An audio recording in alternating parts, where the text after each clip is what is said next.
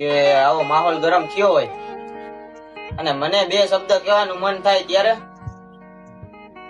કે ચકલા કોઈ દી બાજ ના બને યાર. ચકલા ગમે એટલી પાકું ફફડાવે તો ઈ ચકલા જ કહેવાય યાર. ચકલા થોડા પ્રયાગરાજ બાજ બને યાર. હા દેવતભાઈ, હા જ્યાં મેગી ખાઈને માર્કેટમાં આવ્યા હોય ઈ થોડા છત્રપતિ શિવાજી થાય ભાઈ. આખી જિંદગી રેકડીએ પાણીપુરી ખાધી હોય અને પછી એમ કે એકચ્યુઅલી અમારો લાલો તમને જોઈ લેવાનો.